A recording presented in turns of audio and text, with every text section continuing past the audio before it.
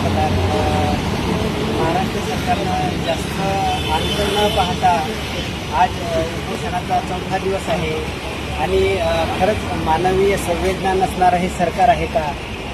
अटल बिहारी वाजपेयी जे भाजपचे माजी पंतप्रधान होते त्यांनी सुद्धा पंढरपुरात येऊन धनगर समाजाला आश्वासन दिलेलं आहे. पंतप्रधान मोदी साहेब यांनी सुद्धा धनगर समाजाला आश्वासन दिलेलं आहे की आम्ही तुमच्या मागण्या पूर्ण करू. 2014 मध्ये देवेंद्र फडणवीस साहेबांनी सुद्धा बारामती येथे सांगितलं की माझा अभ्यास झालेला आहे आणि मी पहिल्या कॅबिनेटमध्ये धनगर समाजाला आरक्षण देणार आहे. या सर्व आश्वासनाचा आणि या सर्व दिलेल्या शब्दाचं पालन करण्याची वेळ आज सरकार तुमच्यावर आलेली आहे आणि याच्यातून तुम्ही पळवाट काढू नका. आज ही फक्त काळी गुढीच उभारलेली आहे.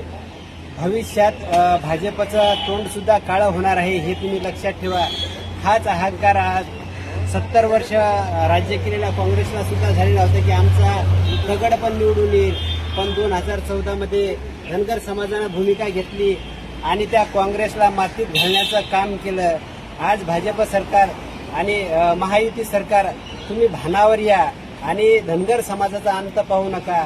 4-4 दिवस आमच्या माणसाला 16-16 दिवस तुम्ही उपोषण करायला लावता. खरंच तुम्हाला मानवीय संवेदना आहेत का? तुम्ही माणूस म्हणून माणूस म्हणण्याच्या लायकीचे आहात का? शासन हे लोकांसाठी असतं, लोकशाही लोकांसाठी असते आणि डॉक्टर बाबासाहेब आंबेडकरांनी आम्हाला अमृतरूपी जे आरक्षण दिलेलं आहे ती फक्त तुमच्याकडे लागू करण्याची आम्ही मागणी करतोय.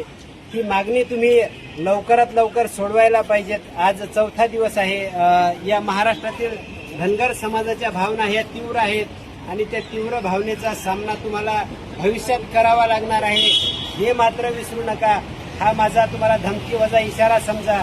संपूर्ण महाराष्ट्र पेटणार आहे. तुम्हाला बराच वेळ दिलेला आहे. 2014 पासून तुमचं सरकार आहे. 2026 आज आहे.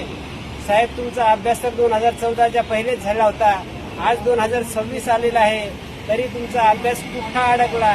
तो अडकलेला अभ्यास लवकरात लवकर सोडवा आणि धनगर समाजाचा प्रश्न सोडवा एवढंच बोलतो आणि मी संदीप गडकरी आपली रजा घेतो. सर्वांना जय मल्हार. येळकोट येळकोट जय मल्हार. येळकोट येळकोट जय मल्हार.